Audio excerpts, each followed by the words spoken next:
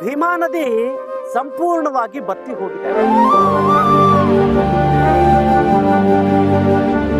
ರಾಜ್ಯದಲ್ಲಿ ಮುಂಗಾರು ಸಂಪೂರ್ಣವಾಗಿ ಕೈಕೊಟ್ಟು ಹೋಗಿದೆ.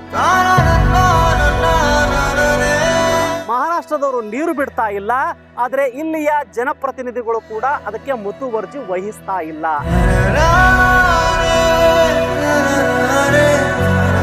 ರೈತರ ಸಂಕಷ್ಟಗಳಿಗೆ ಸ್ಪಂದಿಸಿರ್ತಕ್ಕಂಥ ಏಕೈಕ ವ್ಯಕ್ತಿ ಯಾರಾದರೂ ಇದ್ರೆ ಶಿವಕುಮಾರ್ ನಾಟಿಕರ್. ಯಾರು ಶಾಸಕರುಗಳು ಇದ್ರ ಬಗ್ಗೆ ಗಂಭೀರವಾಗಿ ತೆಗೆದುಕೊಳ್ಳಿಲ್ಲ, ಆ ಪ್ರಯತ್ನ ಮಾಡಿಲ್ಲ. ಈ ರಾಜ್ಯದ ರೈತ ಯಾವಾಗಲೂ ಕೂಡ ಸ್ವಾಭಿಮಾನಿ ಆತ. ಸ್ವಲ್ಪ ನೀರು ಕೊಟ್ರೆ ನಿಮಗೆ ಭಿಕ್ಷೆ ಆಗ್ತಿರ್ತಕ್ಕಂಥ ತಾಕತ್ತು ರೈತನಿಗಿದೆ, ರಾಜ್ಯದ ರೈತನಿಗೆ. ಕಲಬುರಗಿ ಜಿಲ್ಲೆಯಲ್ಲಿ ಹೋರಾಟಗಾರ ಶಿವಕುಮಾರ್ ನಾಟಿಕರ್ ಒಬ್ಬರೇ ಇಲ್ಲ, ಉಳಿದಿರತಕ್ಕಂಥವು ಏನ್ ಮಾಡ್ತಾ ಇದ್ದೀರಿ? ರೈತ ಹೋರಾಟಗಾರರಿಗೆ ನಾಚಿಕೆ ಬರ್ಬೇಕು ಈ ಸಂದರ್ಭದಲ್ಲಿ. ಮಾನ್ಯ MI ಪಾಟೀಲ್ ಅವರೇ, ನೀವೇನ್ ಮಾಡ್ತಾ ಇದ್ದೀರಿ? ನೀವು ರಾಜ್ಯದಲ್ಲಿ ಜನಪ್ರತಿನಿಧಿಯಾಗಿ ಉಳ್ಕೊಂಡಿರೋದಕ್ಕೆ ಸಂಪೂರ್ಣವಾಗಿ ವೇಸ್ಟು ವೇಸ್ಟು ವೇಸ್ಟು ಅಂತ ಹೇಳ್ತಾರೆ.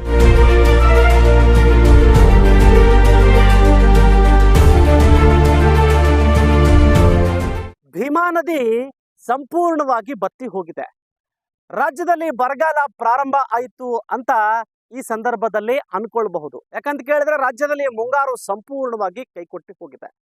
ಆದ್ರೆ ಭೀಮೆಯನ್ನೇ ನಂಬಿಕೊಂಡು ಈ ಭಾಗದ ರೈತರು, ಅಂದ್ರೆ ಅಫ್ಜಲ್ಪುರ್ ತಾಲೂಕು, ಇಂಡಿ ತಾಲೂಕು, ಜೇವರ್ಗಿ ತಾಲೂಕು, ಕಲಬುರಗಿ ಜಿಲ್ಲೆಯ ರೈತರು ಭೀಮೆಯನ್ನ ನಂಬಿಕೊಂಡು ಕಬ್ಬನ್ನ ಬೆಳೀತಾರೆ. ಆದ್ರೆ ಈ ಸಂದರ್ಭದಲ್ಲಿ ಭೀಮೆ ಸಂಪೂರ್ಣವಾಗಿ ಒಣಗಿ ಹೋಗಿರುವುದರಿಂದ ರೈತರು ಬೀದಿಗೆ ಬಂದು ಹೋರಾಟ ಮಾಡುವ ಪರಿಸ್ಥಿತಿ ಬಂದೊದಗಿದೆ. ಯಾಕೆ ಅಂತ ಕೇಳಿದ್ರೆ, ರಾಜ್ಯದಲ್ಲಿ ಬಚಾವತ್ ಆಯೋಗದ ಪ್ರಕಾರ ಮಹಾರಾಷ್ಟ್ರದಿಂದ ಕರ್ನಾಟಕಕ್ಕೆ ನೀರು ಬಿಡಬೇಕು. ಆದ್ರೆ ಮಹಾರಾಷ್ಟ್ರದವರು ನೀರು ಬಿಡ್ತಾ ಇಲ್ಲ, ಆದ್ರೆ ಇಲ್ಲಿಯ ಜನಪ್ರತಿನಿಧಿಗಳು ಕೂಡ ಅದಕ್ಕೆ ಮುತುವರ್ಜಿ ವಹಿಸ್ತಾ ಇಲ್ಲ. ಇದರ ಅರ್ಥ ಏನು ಅಂತಂದ್ರೆ, ರಾಜ್ಯದ ರೈತರ ಮೇಲೆ ನಮ್ಮ ಜನಪ್ರತಿನಿಧಿಗಳಿಗೆ ಕಾಳಜಿ ಇಲ್ಲ ಅಂತ ಹೇಳಬೇಕಾಗತ್ತೆ. ಯಾವಾಗಲೂ ಕೂಡ ಈ ಭಾಗದ ರೈತರ ಸಂಕಷ್ಟಗಳಿಗೆ ಸ್ಪಂದಿಸಿರ್ತಕ್ಕಂಥ ಏಕೈಕ ವ್ಯಕ್ತಿ ಯಾರಾದರೂ ಇದ್ರೆ ರಾಜ್ಯದ ಹಿಂದುಳಿದ ವರ್ಗದ JDSನ ರಾಜ್ಯಾಧ್ಯಕ್ಷ ಶಿವಕುಮಾರ್ ನಾಟಿಕರ್. ನಿರಂತರವಾಗಿ ಈ ಭಾಗದ ಕಬ್ಬು ಬೆಳೆಗಾರರ ಅಥವಾ ರೈತರ ಧ್ವನಿಯಾಗಿ ಕೆಲಸ ಮಾಡ್ತಾರೆ. ಆದ್ರೆ ನಿನ್ನೆ ಅವರು ಹೋಗಿರ್ತಕ್ಕಂಥ ಸಂದರ್ಭದಲ್ಲಿ ಸಂಪೂರ್ಣವಾಗಿ ಭೀಮೆ ಬತ್ತಿ ಹೋಗಿದ್ದಾರೆ. ಇದನ್ನ ಹಲವು ಬಾರಿ ಹೋರಾಟಗಳ ಮೂಲಕ ರಾಜ್ಯ ಸರ್ಕಾರಕ್ಕೆ ಬಡಿದೆಬ್ಬಿಸುವ ಕೆಲಸ ಶಿವಕುಮಾರ್ ನಾಟಿಕರ್ ಮಾಡಿದ್ರು ಕೂಡ ಇಲ್ಲಿಯವರೆಗೂ ರಾಜ್ಯ ಸರ್ಕಾರ ಎಚ್ಚರಗೊಂಡಂತೆ ಕಾಣಿಸ್ತಾ ಇಲ್ಲ. ಉತ್ತರವನ್ನ ಕೊಟ್ಟಿದ್ರು, ಉತ್ತರವನ್ನ ಕೊಟ್ಟ ನಂತರ ಒಂದು ಪ್ರಯತ್ನನೂ ಅವರು ಮಾಡಲಿಲ್ಲ. ಯಾರು ಶಾಸಕರುಗಳು ಇದ್ರ ಬಗ್ಗೆ ಗಂಭೀರವಾಗಿ ತೆಗೆದುಕೊಳ್ಳಿಲ್ಲ, ಆ ಪ್ರಯತ್ನ ಮಾಡಿಲ್ಲ. ಆದ್ರೆ ನಾನು ಇವತ್ತು ಹೇಳಕ್ಕೆ ಬಯಸ್ತೇನೆ, ಇವತ್ತು ಉಜ್ನಿ ಅಣೆಕಟ್ಟಿನಲ್ಲಿ ನೀರಿದೆ.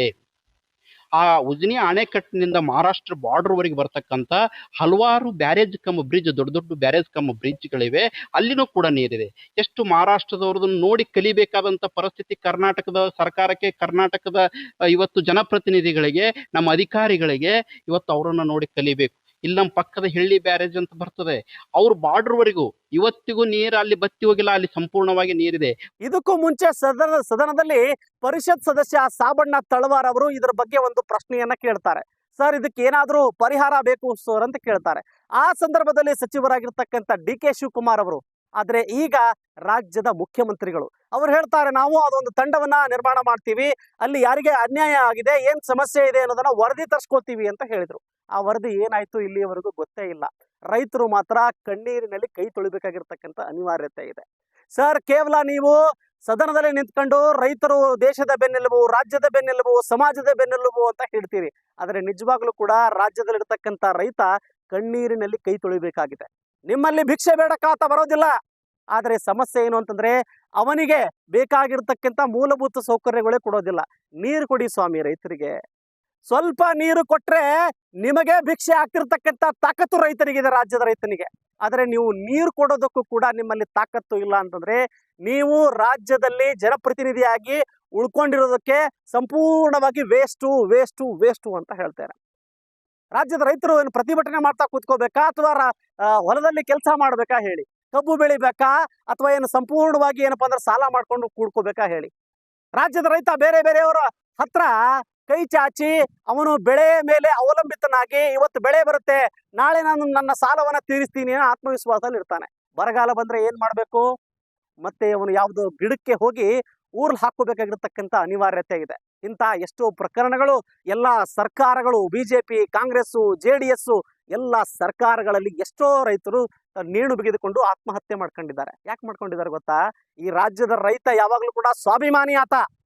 ಸ್ವಾಭಿಮಾನದಿಂದ ಜೀವನ ನಡೆಸಿರ್ತಕ್ಕಂಥ ಏಕೈಕ ಜೀವಿ ಈ ಭೂಮಿ ಮೇಲೆ ರೈತ. ಸಾಲ ಆಯ್ತು ಅಂದ್ರೆ ಏನ್ ಮಾಡಬೇಕು? ಭಿಕ್ಷೆ ಬೇಡ್ತಾ ಹೋಗ್ಬೇಕಾ? ಸಾಲ ತೆಗೆದುಕೊಂಡವರಿಗೆ ಮುಖ ತೋರಿಸಲಾಗದೆ ತನ್ನ ಜೀವವನ್ನ ಕಳ್ಕೊಂಡಿರ್ತಕ್ಕಂಥ ಏಕೈಕ ವ್ಯಕ್ತಿ ರೈತ. ಆದ್ರೆ ಇಲ್ಲಿ ಬಚಾವತ್ ಆಯೋಗದ ಪ್ರಕಾರ ನೀರು ಬಿಡಬೇಕು ರಾಜ್ಯದಲ್ಲಿ, ಅಥವಾ ಸ್ಥಳೀಯ ಶಾಸಕರಾಗಿರಬಹುದು. ಮಾನ್ಯ MI ಪಾಟೀಲ್ ಅವರೇ, ನೀವೇನ್ ಮಾಡ್ತಾ ಇದ್ದೀರಿ? ಅಫ್ಜಲ್ಪುರ್ ತಾಲೂಕಿನ ರೈತರು ಸಂಪೂರ್ಣವಾಗಿ ಸಮಸ್ಯೆಯಲ್ಲಿ ಬಳಲ್ತಾ ಇದ್ದಾರೆ. ನೀರಿಲ್ಲದೆ ತಮ್ಮ ಕಬ್ಬುಗಳನ್ನ, ಬೆಳೆಗಳನ್ನ ಒಣಗ ಹೋಗ್ತಾ ಇದ್ದಾವೆ. ನೀವೇನಾದ್ರೂ ಧ್ವನಿ ಎತ್ತಿರ್ತಕ್ಕಂಥ ಕೆಲಸ ಮಾಡಿದ್ದೀರಾ? ರಾಜ್ಯ ಸರ್ಕಾರದ ಮೇಲೆ ಒತ್ತಡವನ್ನು ಹೇರಿರ್ತಕ್ಕಂಥ ಕೆಲಸ ಮಾಡ್ತಾ ಇದ್ದೀರಾ? ಅಥವಾ ಮುಖ್ಯಮಂತ್ರಿಗಳ ಗಮನಕ್ಕೆ ತರ್ತಿರ್ತಕ್ಕಂಥ ಕೆಲಸ ಮಾಡ್ತಾ ಇದ್ದೀರಾ? ಕೇವಲ ಮಾಧ್ಯಮದ ಮುಂದೆ ನಿಂತು ನಾ ಅಲ್ಲಿಂದ ನೀರು ಬಿಡಿಸ್ತೇನೆ, ಇಲ್ಲಿಂದ ನೀರು ಬಿಡಿಸ್ತೇನೆ, ಚಿಂತೆ ಮಾಡಬೇಡಿ ಅಂತ ಹೇಳ್ತೀರಿ. ನೀರಿಲ್ಲ ಅಂದ್ರೆ ಏನ್ ಮಾಡ್ಬೇಕು ಸರ್? ಸುಳ್ಳು ಭರವಸೆಯನ್ನ ಕೊಡೋದು ಮೊದಲೇದಾಗಿ ನೀವು ಬಿಡಬೇಕಾಗಿದೆ. ರಾಜ್ಯದ ರೈತರು ಸಂಕಷ್ಟದಲ್ಲಿದ್ದಾರೆ. ಕೇವಲ ಕಲಬುರಗಿ ಜಿಲ್ಲೆಯಲ್ಲಿ ಹೋರಾಟಗಾರ ಶಿವಕುಮಾರ್ ನಾಟಿಕರ್ ಒಬ್ಬರೇ ಇಲ್ಲ. ಉಳಿದಿರ್ತಕ್ಕಂಥವ್ರು ಏನ್ ಮಾಡ್ತಾ ಇದ್ದೀರಿ? ಉಳಿದಿರ್ತಕ್ಕಂಥ ರೈತ ಪರ ಹೋರಾಟಗಾರರು ಏನ್ ಮಾಡ್ತಾ ಇದ್ದೀರಿ? ಅವ್ರೊಬ್ಬರೇ ಹೋರಾಟ ಮಾಡ್ಬೇಕಾ? ನೀವು ಹೋರಾಟ ಮಾಡೋದಿಲ್ವಾ? ರೈತರ ಬೆನ್ನೆಲುಬಾಗಿ ನಿಲ್ಬೇಕು ಅಂತ ಅನ್ಸೋದಿಲ್ವಾ? ಕೇವಲ ಹೆಗಲ ಮೇಲೆ ಶಾಲ್ ಹಾಕೊಂಡು ಹೋರಾಟ ಮಾಡ್ತಾ ಪೇಪರ್ಗಳಲ್ಲಿ ಬರಬೇಕು, ಸುದ್ದಿವಾಹಿನಿಗಳಲ್ಲಿ ಮಿಂಚಬೇಕು ಅಂತಿರ್ತಕ್ಕಂಥ ರೈತ ಹೋರಾಟಗಾರರಿಗೆ ನಾಚಿಕೆ ಬರ್ಬೇಕು ಈ ಸಂದರ್ಭದಲ್ಲಿ. ಈಗಲಾದ್ರೂ ಈ ಭಾಗದ ರೈತರು, ಕಲಬುರಗಿ, ಇಂಡಿ ಆಗಿರ್ಬೋದು, ಅಫ್ಜಲ್ಪುರ ಆಗಿರ್ಬೋದು, ಎಲ್ಲ ರೈತರ ಬೆನ್ನೆಲುಬಾಗಿ ನಿಂತು ಅವರಿಗೆ 15 ದಿನಗಳಲ್ಲಿ ನೀರಿನ ವ್ಯವಸ್ಥೆಯನ್ನ ಮಾಡೋದಕ್ಕೆ ರಾಜ್ಯ ಸರ್ಕಾರದ ಜನಪ್ರತಿನಿಧಿಗಳು, ವಿರೋಧ ಪಕ್ಷದ ನಾಯಕರು ಮಾಡಬೇಕಾಗಿದೆ. ಇಲ್ಲಾಂದ್ರೆ ರೈತರ ಶಾಪ ನಿಮಗೆ ತಟ್ಟದೇ ಇರೋದು. ಯಾಕಂತ ಕೇಳಿದ್ರೆ ಅವ್ರು ಬೀದಿಗೆ ಬಂದು ಹೋರಾಟ ಮಾಡ್ತಿದ್ದಾರೆ, ಆದ್ರೆ ನಿಮ್ಮ ಕಣ್ಣುಗಳು, ನಿಮ್ಮ ಕಿವಿಗಳು ಸಂಪೂರ್ಣವಾಗಿ ಕಾಣಿಸ್ತಾ ಇಲ್ಲ, ಕೇಳಿಸ್ತಾ ಇಲ್ಲ ಅಂತ ಹೇಳ್ಬೇಕಾಗತ್ತೆ.